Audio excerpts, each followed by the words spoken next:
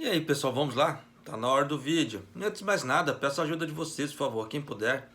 Se inscreva no canal, né, e faça parte da família. São todos muito bem-vindos, mas vamos lá. Registro de números de indenizações trabalhistas movidas por doença mental no Japão.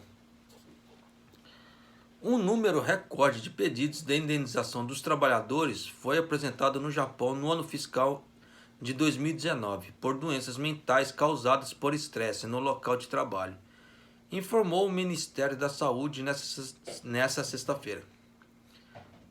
O número de pedidos de indenização totalizou 2.060, um aumento de 240 em relação ao ano anterior, enquanto 509 foram bem-sucedidas.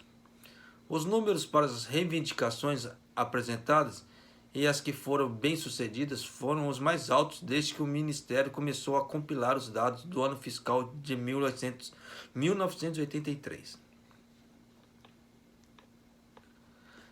Mulheres fizeram 952 reclamações, um aumento de 164 em relação ao ano anterior, e superior ao número de reclamações feitas por homens. Entre as reivindicações bem-sucedidas, 88 foram relacionadas a casos de suicídios e tentativas de suicídio. Um total de 79 casos pertenciam a bullying e agressão, enquanto 42 estavam relacionados a assédio no local de trabalho, incluindo o assédio sexual.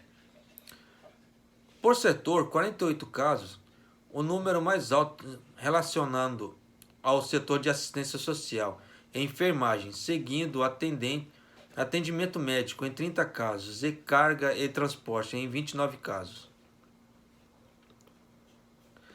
Os jovens pareciam particularmente vulneráveis, com reivindicações feitas por pessoas nas casas dos 20 anos, aumentando em 100 em relação ao ano anterior. Foram reconhecidas 216 reclamações relacionadas a danos cerebrais e cardíacos, devido ao excesso de trabalho, com quase um terço registrado por trabalhadores de cargas e transporte.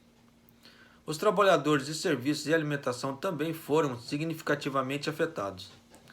Das 216 reivindicações, 86 casos foram reconhecidos como devidos a karoshi, ou morte por excesso de trabalho.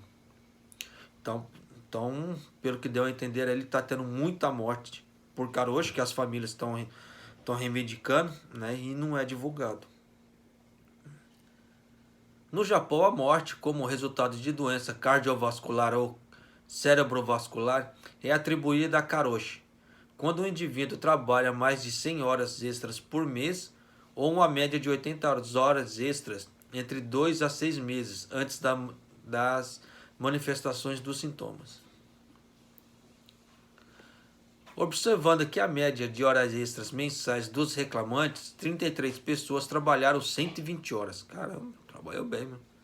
As 140 horas extras um mês antes das manifestações de sintomas, enquanto 73 pessoas trabalham entre 80 e 100 horas extras entre 2 a 6 meses antes. A compensação foi aprovada em 9 casos de trabalho com horário flexível que envolvia doença mental, doenças cerebrovascular ou cardiovascular, ou um caso de karoshi. Os indivíduos que trabalhavam como engenheiros de sistema ou em outros campos técnicos. Então, como é que se diz assim? Tá tendo bastante casos aqui ainda, né? Parece que não era tanto, mas isso porque não estava sendo divulgado. Eu fiz um vídeo falando sobre os cozinheiros, né, indianos aqui, caso estavam passando problemas sobre a pandemia. Se deu para galera ler entre as entrelinhas, esses cozinheiros trabalham a mesma carga horária. É muito comprida. Eles recebem muito mal. Tá? Mas muito mal mesmo. Por trabalhar uma carga horária muito comprida, daquele jeito. Né? Eles estão arriscados a acontecer esse tipo de coisa também. Né? Antigamente, tá? No princípio, no meados dos anos 90, quem veio para cá para trabalhar, Fechar essa quantidade de hora era normal, tá? Nós trabalhávamos bastante aqui nessa época. Eu trabalhei muito já, fazendo essa quantidade de hora. É cansativo, é exaustivo, meu, demais. Isso aí eu falo pra vocês que estressa o peão. Hoje, o que as pessoas passam aqui no Japão, tá? Com essas mudanças de lei, assim, não é nem a ponta do iceberg que nós passamos, né? Nos anos 90. Eu trabalhava pra caramba, praticamente tinha épocas que você trabalhava 3, 4 semanas sem folga, praticamente quase um mês sem folga. Né? E hoje são 5 por 2, 4 por 2. Lá antigamente era no mínimo 6 por 1. Né? Com 3, 4, 5, 6 horas de zangueou todos os dias. Né? Hoje, como é que se fala? É 2 horas chorando. Né? Quando dependendo da empresa, 3 horas. Tem empresas que trabalham as 12 horas, mas não pagam 3 horas de zangueou. Né? Isso aí, por lei, é proibido. Mas tem falcatruas sendo feitas desse jeito para poder burlar a lei. Tem empresas que estão fazendo isso? Tem. Tá? Eu tenho conhecimento de empresas que estão fazendo isso.